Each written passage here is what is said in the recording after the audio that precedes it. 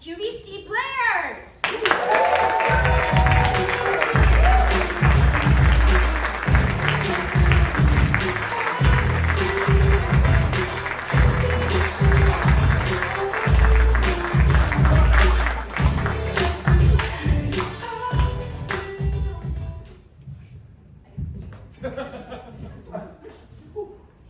Hello. It is on.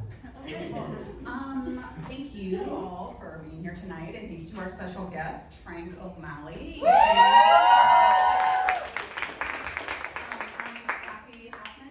Also previously worked at USAID, and we're going to have a conversation. I'll read Frank's bio here first. Frank is a self-described unemployed democracy practitioner who grew up in Northeast Pennsylvania, good old Scranton, but has called DC home for the past 25 years. After completing his studies at the American University here in Houston, Frank worked in the hospitality field and served as the general manager of the Pizzeria Paradiso in Georgetown for a few years. Frank later joined the U.S. Agency for International Development, or USAID, to work in the Office of Transition Initiatives, OTI. Got some OTI people here today. Which supported local partners in countries in crisis to advance their peace and democratic principles. He served in Niger for 2 years on a counterterrorism program and has worked on a variety of USAID programs in Colombia, Kenya, Zimbabwe, Nicaragua, Somalia, Ethiopia, and Sudan. Frank has become more deeply involved in activism and community organizing since the illegal dismantlement of USAID.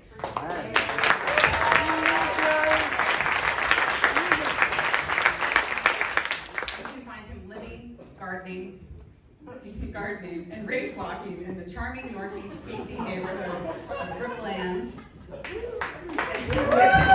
his husband James and James. God, I hope you're James. And his elderly cat, Maeve. Frank, if you will join us on stage.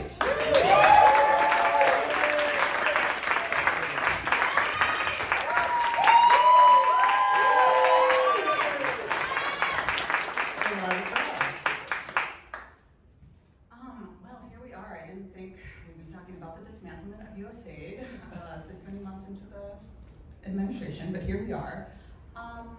What first brought you to international development? What attracted you? How'd you get involved? I was a 15-year-old exchange student to South Africa. It was the first time I was ever on a plane. And I was a rotary exchange student, and this is 1988, so it was the waning years of apartheid. So there was still a lot of segregation. I lived in a segregated community, there were segregated beaches. And nothing teaches you more about your own country's injustice than challenging somebody else's. So I was always like, and they're like, oh, tell us about your Indian reservations. Tell us about Jim Crow. And I was like, okay. I have some things to learn, things to process. And then it sort of galvanized my idea of like how I wanted to move through this world, right? I loved meeting other people. I loved experiencing other cultures. And I decided that I wanted to do some sort of work, whatever that looked like. Initially, I thought I wanted to work at the State Department. And USAID seemed a much more meaningful. If you move it closer, then they can turn the volume down a little more. Okay, how's that? All right. So it felt more meaningful working for USAID. On the development side. Thanks, James. And then what did your work at USAID entail, and how did working at Pizzeria Paradiso prepare you for that? Actually, I use my degree every single day in the hospitality industry. I did peace and conflict resolution at American Embassy. So it definitely came in handy.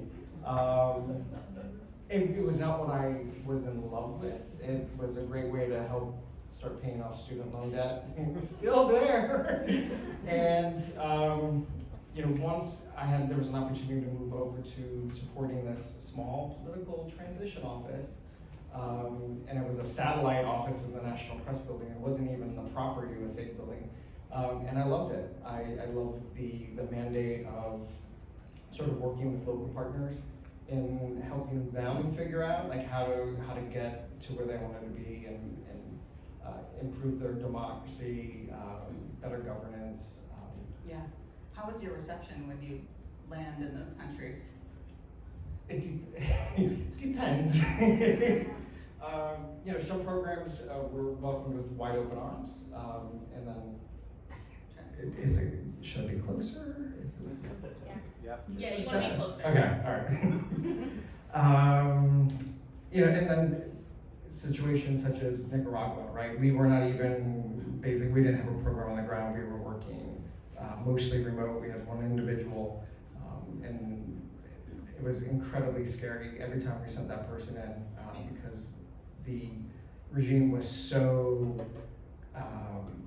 brutal with any sort of democratic protesters, and we were assisting at all levels, and I don't know. Sometimes the reception is not great. You were in Managua? Yep. Yeah. How was your experience like as a gay man in international development? And did you ever have any like surprise or thoughtful receptions overseas? So most of my career has been spent focusing on Africa, Kenya and Niger. I was there for 2 years. Worked in Zimbabwe some, having returned to South Africa as well. I definitely kept to myself. I kept it quiet. There were a few people at the embassy or the USA mission who were aware that I was out and about, but for the most part, I kept it under wraps. I did have one surprise in Niger. There was a gentleman who was also working for the embassy in the defense attache's office, and we're in line at the cafeteria, and he said, "Hey, I set you up on a date." And I was like, "Excuse me?" And he's like, "Yeah, I set you up on a date with this guy at the Spanish embassy." And I was like, "I'm married." I didn't ask you to do that. And he was like, "Oh, I just thought you were here alone by yourself." I was like, "You could have asked before you did that." So that was a little awkward. It's a small town. So I saw that guy a lot. We're not gonna share a drink. So You didn't even want to chill, just like hang. Be friends. I do love my husband.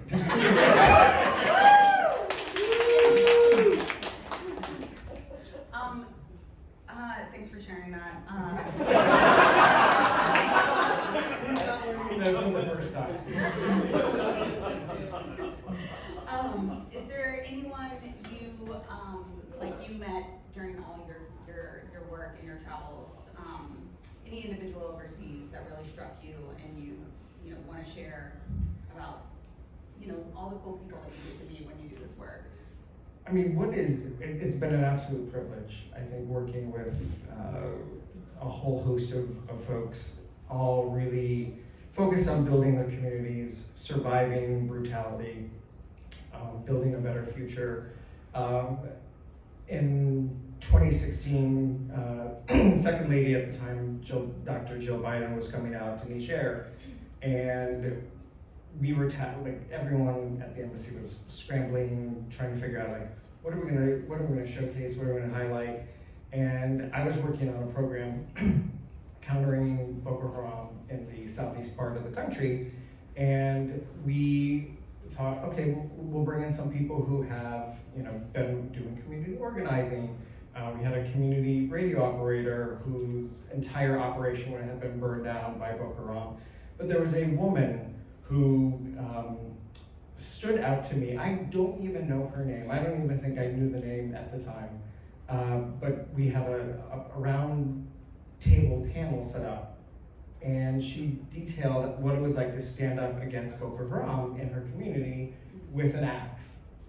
She was holding an axe. She was holding an axe, and and she was like, "You can kill me. I'll take one of you out with me." And she is telling this in local languages to Dr. Joe Biden and all of these other people. It was no, there was no. The acts was previous.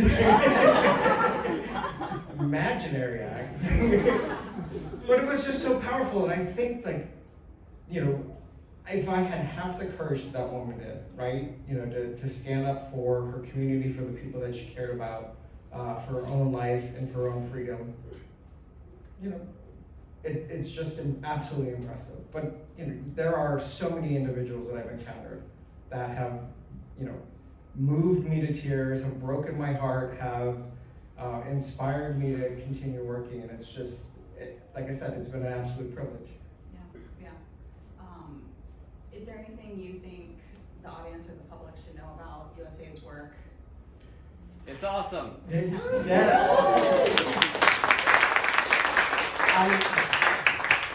I don't know if the United States has really understood what it's lost. And to all of my work colleagues who worked at USAID, you were not criminals. Some of you are lunatics, but in the best possible way. And you know, we have ceded our power in so many ways around the globe, and we have broken our contract with nations and communities that we have been supporting for a very long time. And we are less safe because of that. So the work that we did, absolutely vital, was life-saving, was life-changing, and may have returned one day in some form or fashion.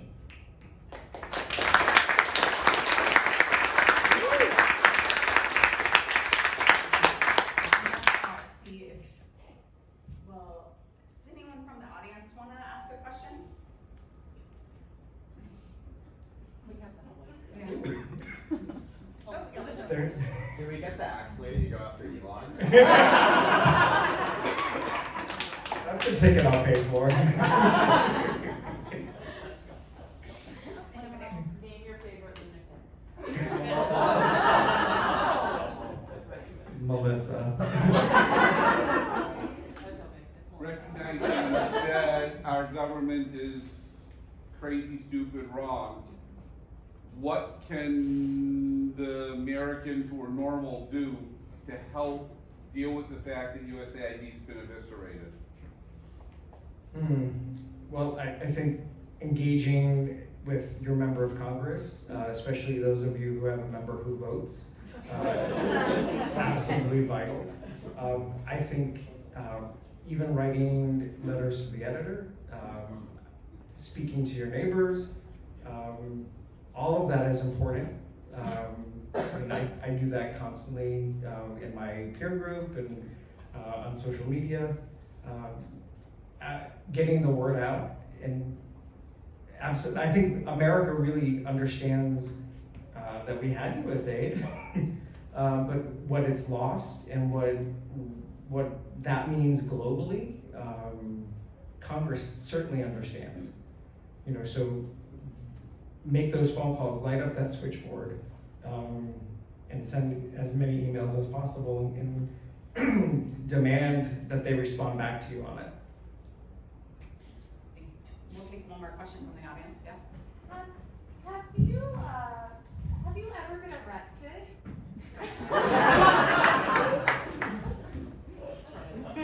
So, I don't have a security clearance anymore. Yes, I did. I was protesting at the Capitol, and I did get arrested with a PEPFAR group, and I'll do it again.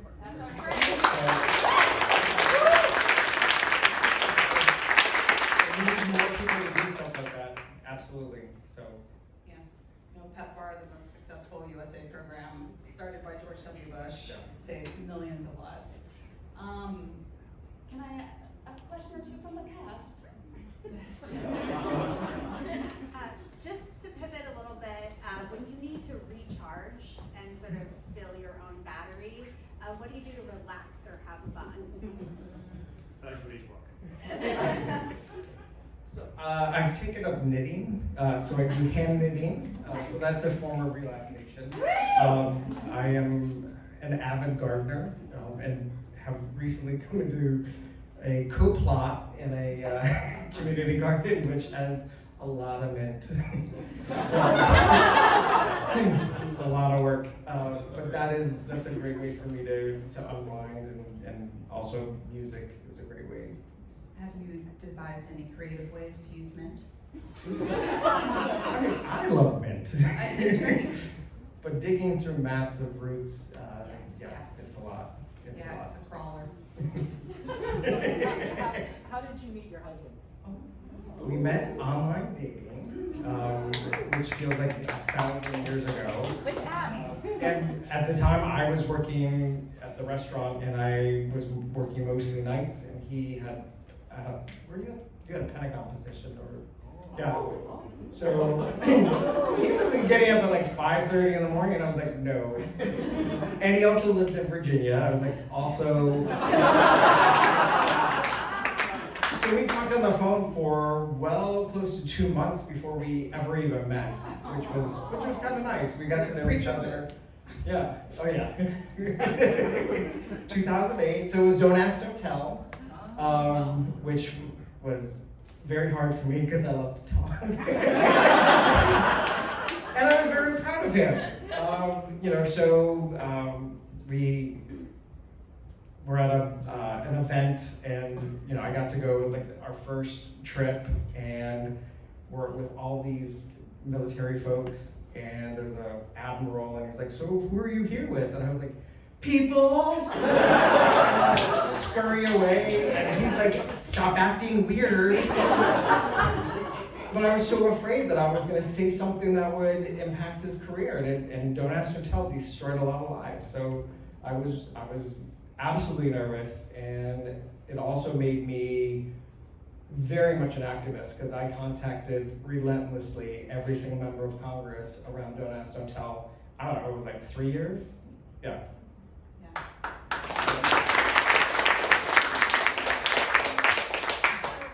also used to work in deaf sector, and I have a lot of stories involving goats as the antagonists of this group. What animals do you have beef with?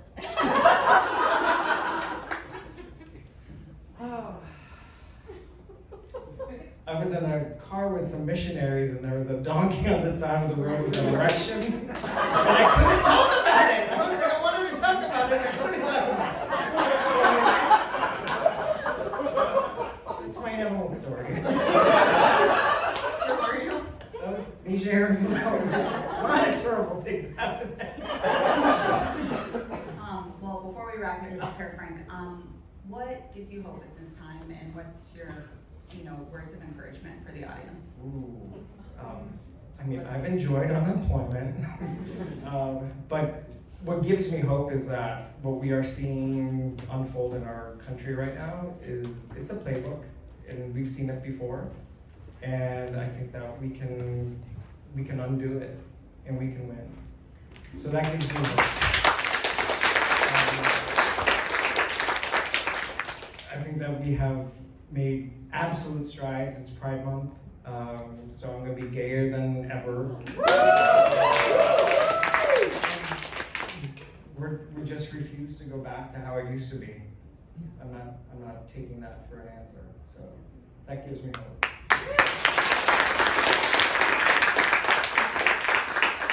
Thank you so much for your service, and also thank you for everything you've done to fight since then, or an ongoing talk to the people. Everybody can join in.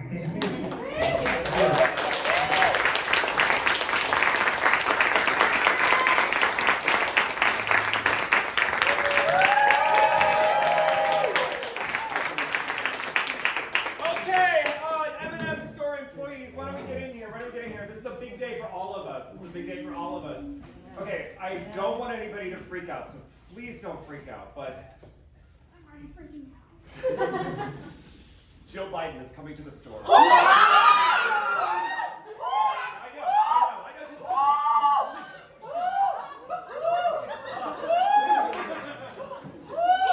The hottest community college professor I have ever seen. Ever. find some things to show off to Dr. Jill Biden. Sorry, Dr. Jill Biden. So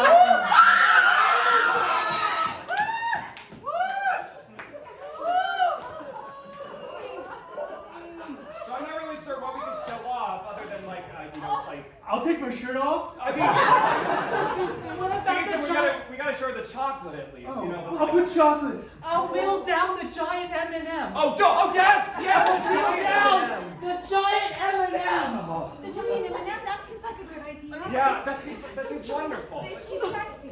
She's sexy just like Jill Biden.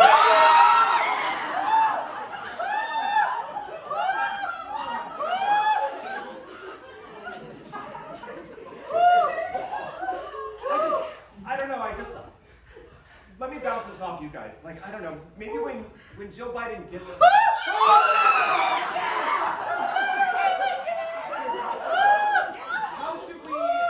How should we greet her? Should we greet her with is it inappropriate to a handshake or I want to hug her. I want to hug Jill Biden. Can we all hug her? Can we all hug At the same time?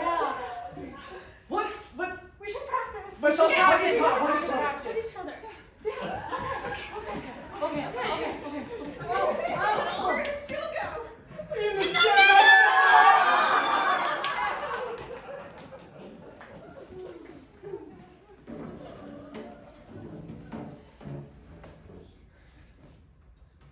Get out there. We talked about this. Confidence. Can I take your order? Yeah, I'm looking at all the pizzas, and there's so many, and I'm really fascinated by the pastrami pizza. Can you tell me about that? It has pastrami. Yeah. List the other ingredients as well. Cheese. You don't have to say cheese. Yeah. I'm really not. Okay, so how cheesy is the cheese?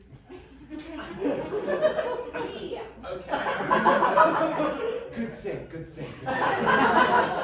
There's also tomato sauce on it. Okay, that's a game changer. I'm still waiting on my beer. I ordered an IPA like half an hour ago. Blame it on the bar, say they forgot to give it to you. The bar totally forgot to give it to me. I'm so sorry, ma'am. I'll be right there with your beer. That's bullshit. Basil. There's also basil. Okay, great. I just had a question about the table setup in this restaurant. There's a lot of empty space that I feel like we're not using. But the tables are very, very close and angled strangely. It's like a movie theater, bro. Yeah, like I've heard this woman talking on the phone nonstop. Trying to get my... Thank you for that feedback. This is my boss. Say it's feng shui. It's feng shui. How cheesy. Excuse me. I actually speak Chinese, and it's pronounced feng shui. Tell him to go fuck himself.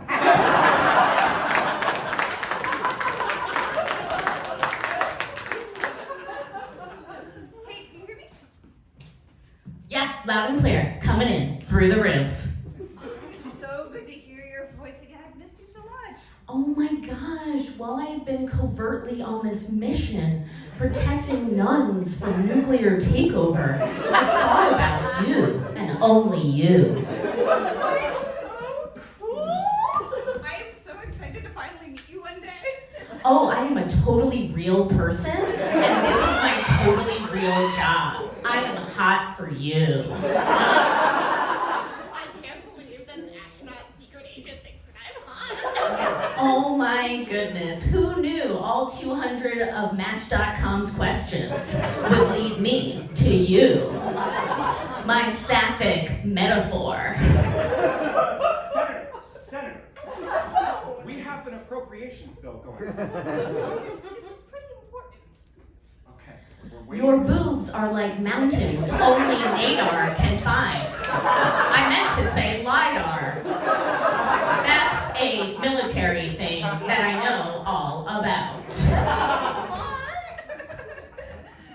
I can't talk for too long. I have a stupid meeting to get to after this. Ooh, your conus is melting. Tell me more. All I want to do is wrap my weapons of mass destruction around you.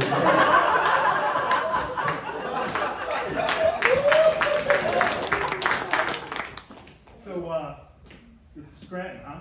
Yeah, born and raised. Office, huh? Go Steelers.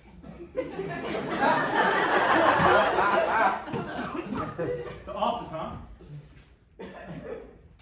Well, yeah, it's I like the British version better.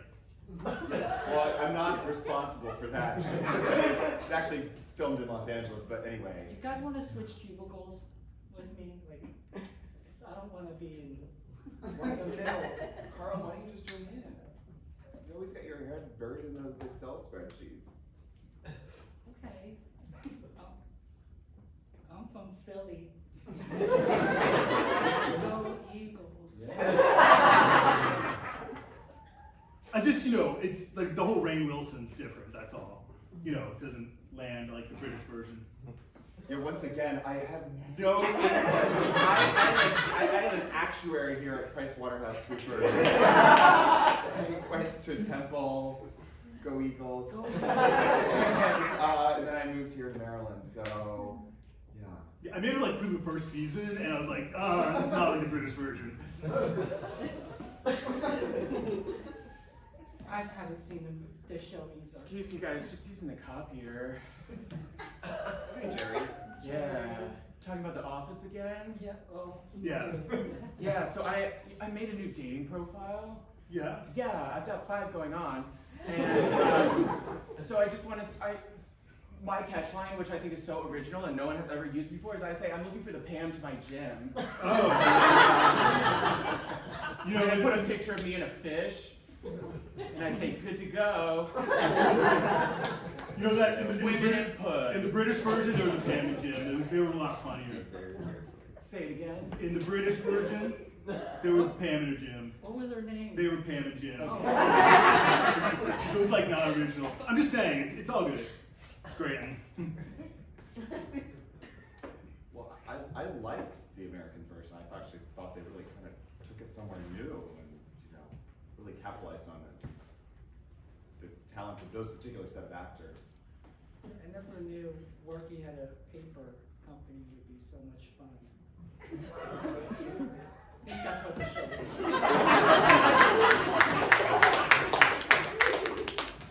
Tell me again about that time you got arrested. That time I got arrested? Yeah. I love it. I tell you this story every night, man. I can't do it again. There are several lava lamps throughout this room. Okay. Do you want me to pull out the flashlight? Yeah, pull out the flashlight, sure. Hey, is anybody in here? There better not be anybody doing anything in here. Certainly not me. I'm not stealing any toys. Stop right there, mister. Oh no! Really, the Polly Pockets? It's all I want to play with because I'm in touch with my feminine side. Okay, wait, let's go. We'll take a break. Go ahead. It's fine. You tell me this story about you tell me that story about how you fell in love with me at prom.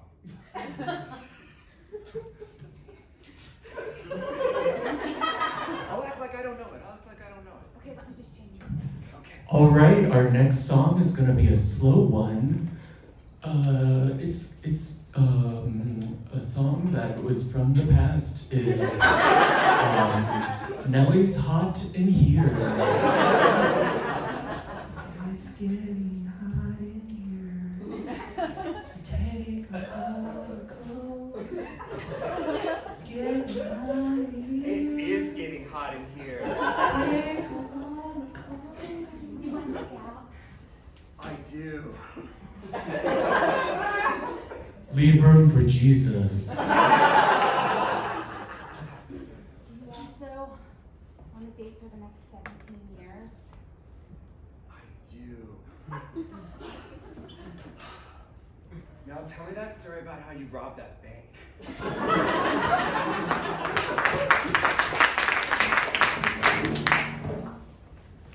We are checking into the honeymoon stage, and we are not in any way in a relationship. This is a business trip, official business. Business partners.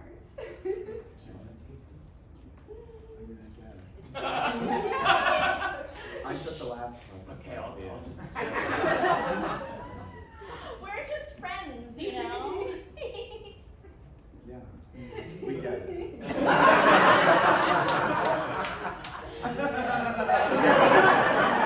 I get scared of sleeping alone at night, so we only need one bed. Yeah, I don't need any rationale. And you already requested one bed I see here in your reservation. We have very important meetings with admirals in the morning. We're gonna wear that one suit. Before, actually, but anyway, all right. So we are pet friendly. If you brought any cats. we allow up to 5 cats. We can find them all. Yeah. I do see the carrier stacked up there. Yeah, Sagittarius and Moonbeam are gonna be the They like watching.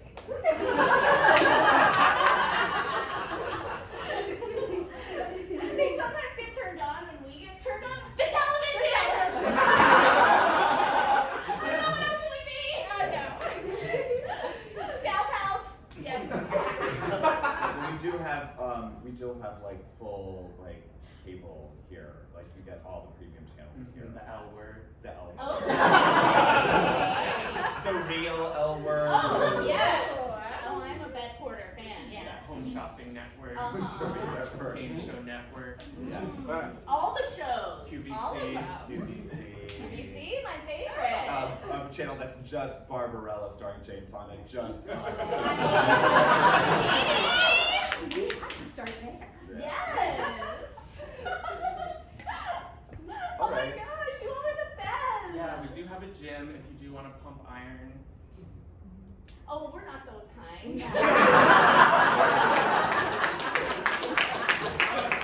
Yeah, thank you for sitting for this deposition. It's a very serious case and everything, so like I want to make sure that this is my court reporter, by the way. Just thank you for sitting for it. Also, like, guess we don't need this chair. So yeah, we're just gonna like just go through the basics of the case, and just like what happened that day that you were at the supermarket when the slipping happened and you fell on the ground. Of course, I was reaching for a jar of peanut butter. And You were reaching with which? Oh, my right hand. I'm sorry. I feel like very like uncomfortable right now. Do you mind if I make a pizza while I do this? Sure. Okay, great. I feel like more myself like when I'm like making a pizza and just doing my deposition at the same time. He does all of his depositions like this. That's unusual. I've never been to an attorney that does that, but. Oh, it's pretty standard, isn't it? Jackie, we don't need to explain ourselves. Sorry, like once I start making the pizza, I'll be less of an asshole. I swear. I'm sorry. So yeah, let's talk about you. Reach for your right hand. My right hand was reaching out for peanut butter. I have to have Jif. Jif peanut natural, butter. Yes, that's natural. right. So I was reaching up, and I did not know there was like a puddle right there. You know? And how big was the puddle? And when the puddle was, how many feet would you say? Maybe like 2 feet. 2 feet, Two of my okay, 2 feet, Two yeah. of my feet, like just in a circle. Sorry, my arms are tired. 2 feet without a circle. Yeah, okay, yeah, okay. yeah, and I slipped. And you I slipped. Yeah. Sorry, I lost my train of thought. I just did. I need this. Jackie, sweetheart, how was court school today? I think I'm doing well this time. Okay, I made dinner. No, I just threw a salad together. It's everything in the garden, so it's just mint.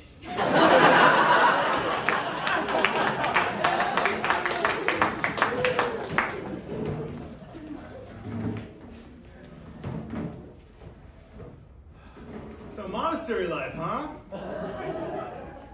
Pretty excited. Love your countryside.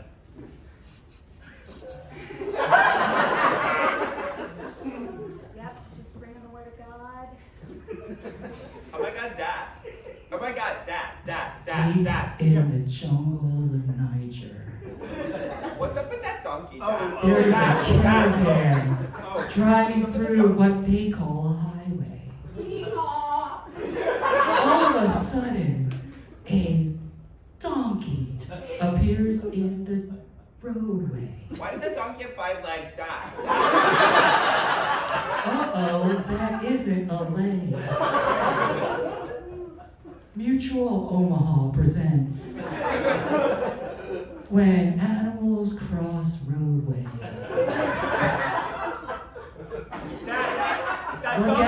That donkey looks like it's carrying a baton, like for a track race. Is it doing a track race? We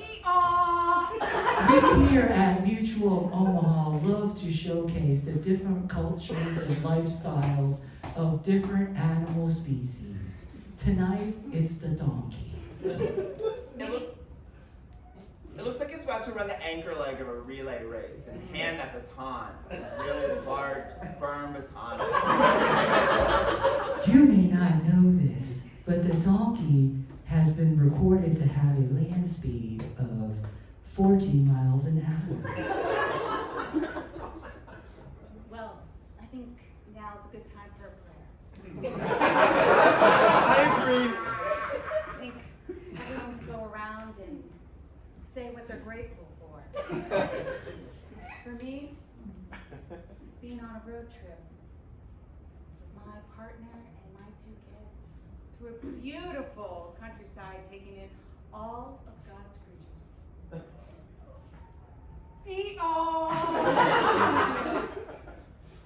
I'm thankful for being here with my family and learning about nature with my children, who obviously know more than I do. It's the Lord's way. I guess I'm like really thankful for like getting a few days off of school and just like being myself with this like out here on this trip. What about you? And I'm thankful for having a job and to be able to go around the world.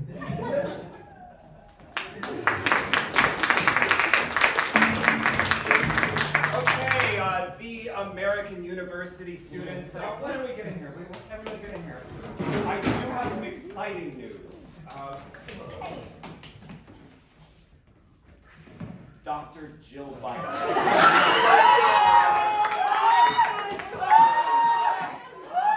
Dr. Jill Biden will be coming here. Do you think she'll sign my Stanley Cup? Of course, the Stanley Cup is an important feature of the American University. Because everybody at the American University has one. Wait, where is everybody's? Oh, I'll get mine! Will she sign my J. Crew purple wool peacoat? Oh my goodness. Here's my cup! Oh my god. We must show Joe Biden the large Stanley Here's my Cup. cup! Here's my Stanley Cup!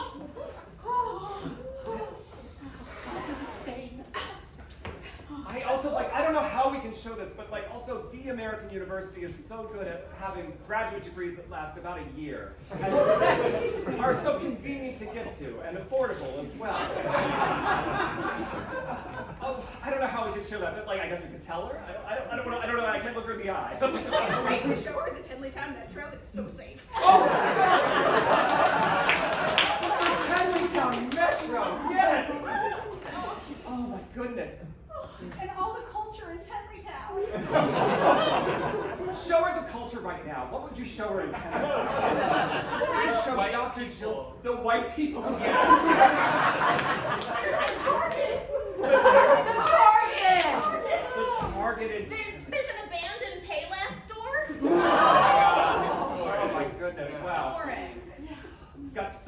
shoes there that just hurt my feet a lot.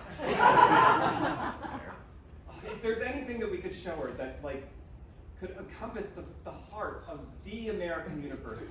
Oh, there was this East African catering place. It's been abandoned for quite some time. Might be a metaphor there, but I think it's perfect. I think we just read to Dr. Jill Biden. Because Dr. Jill Biden loves reading, and we are the American University. We know how to read too. Oh my God. We know how to read too.